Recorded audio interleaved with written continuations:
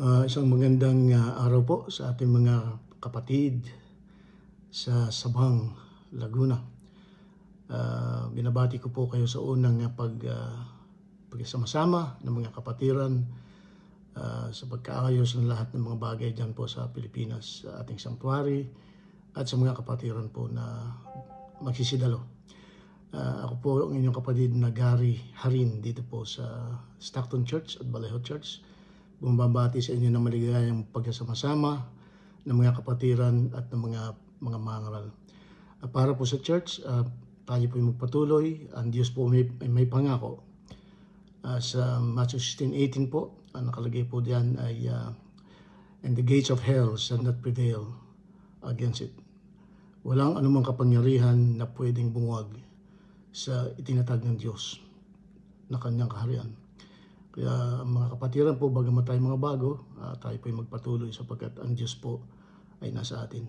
Para po naman sa mga preachers na tutulong sa Sabang Church of Christ, ako po inyong kapatid na Gary Harin again dito po sa Stockton and Vallejo. Sana po magpatuloy tayo sa ating ginagawang pagsasakripisyo. Ang sabi nga po ni Pablo, at alam po natin lahat, na inari niyang kalugihan ang lahat ng mga bagay alang-alang kay Kristo. Ang ibig pong sabihin mga kapatid, anuhan po ang ating kasapitan, unahin po natin na maglingkod sa Panginoon sapagkat yan po ang ating dakilang pangako sa Kanya. Ano man ang mangyari, tayo maglilingkod sa Panginoon. Sabi rin ni Pablo, yun pong una sa Filipos 3:7, sinabi rin naman niya na kung tayo mga bubuhay sa Panginoon, tayo mga bubuhay. Kung tayo mga mamatay sa Panginoon, tayo mga mamatay.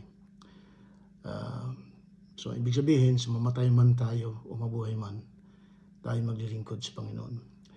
Meron po rin isang verse pa sa Galatia 2:20 na mula rin kay Apostol Pablo. Bilang preacher po at bilang siya ay general ng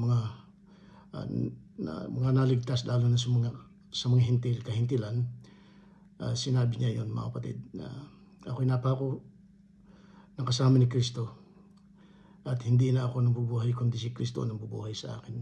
At ang buhay na ikinabubuhay ko sa laman ay ikinabubuhay ko sa pananampalataya. Ang pananampalatayang ito ay sa anak ng Diyos na sa akin ay umibig at ibinigay ang buhay ng dahil sa akin.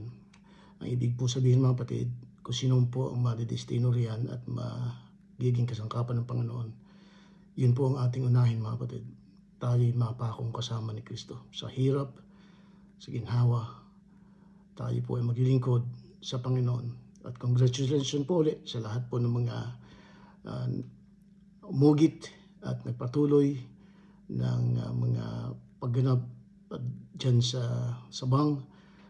Si Brother Maxi, si Brother Jerry at mga kapatiran dyan at ibang mga taga-MBS na sumusuporta. Salamat po sa inyo lahat. Sumaatinawa ang pagpapala ng Panginoon. Salamat po.